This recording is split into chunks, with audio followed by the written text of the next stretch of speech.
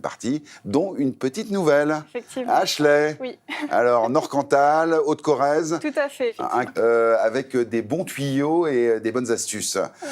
C'est maintenant au tour d'Ashley. Oui. C'est quoi cette histoire? J'en parlais en début d'émission, la vie de castor. La vie de castor, donc ce sont effectivement les propriétaires en autoconstruction. Et la question qui revient régulièrement, c'est qui est responsable de ces travaux? De quoi il retourne exactement? Alors ça concerne vraiment au niveau du gros œuvre. Il faut toucher cette partie-là. Mais c'est vrai qu'aujourd'hui, de nombreux propriétaires ne se rendent pas compte de l'ampleur qu'on peut avoir au niveau des travaux. Alors ils prennent un risque en les faisant. Il faut aussi être confiant sur le travail qu'on fait. Oui, c'est mais également bien se renseigner au niveau de la responsabilité, puisqu'aujourd'hui, un propriétaire dans l'autoconstruction devient responsable en cas de vente. D'accord, donc être castor, mais un castor responsable. Un castor responsable, tout à fait, en sachant que c'est pas anodin, cette responsabilité, c'est pendant 10 ans, c'est une durée de 10 ans, Ça engage sur 10 ans. à partir de l'achèvement des travaux. Effectivement, c'est quand même une grosse période.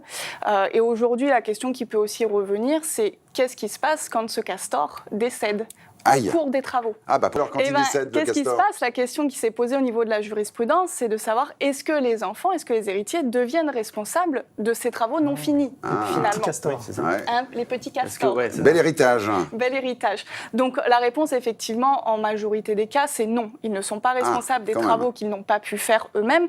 Mais surtout, il y a une difficulté aussi, c'est à partir du moment où on a un compteur de chantier qui est en place, finalement, les travaux ne sont pas finis. Donc, ce délai de 10 ans ne peut pas commencer, ce qui prouve d'autant plus que la responsabilité auprès des héritiers ne s'appliquera pas. Donc, on est limite... Moi, je suis accro déjà de Ashley. Attention. Voilà. Castor. On est les castors près de Crau. Donc, c'est un petit village. Et effectivement, une maison comme ça, on est entre 125 000 et 135 000 euros. Ah oui. Attention, on a une nouvelle championne des prix au mètre carré qui est arrivée dans l'émission. On a un deuxième sujet à aborder avec toi, Ashley. Deuxième sujet où effectivement j'ai voulu mettre en lumière la Haute-Corrèze et le Nord-Cantal. Sur cet effet post-Covid des propriétaires qui revendent alors qu'ils ont acheté il y a très peu de temps. Voilà. C'est quoi le problème? Le problème, c'est qu'ils cherchent en fait à rentabiliser leur achat, à faire entre guillemets une opération blanche. Mais au mieux. Voilà, mais ce n'est pas possible. Le marché est descendant, on l'a vu, il y a l'inflation, il y a les crédits immobiliers. Beaucoup de choses qui rentrent en ligne de compte. Et c'est vrai que les propriétaires aujourd'hui qui les ont achetés en résidence secondaire il y a 1 an et demi, peut-être 2 ans, et qui revendent aujourd'hui, c'est la douche froide.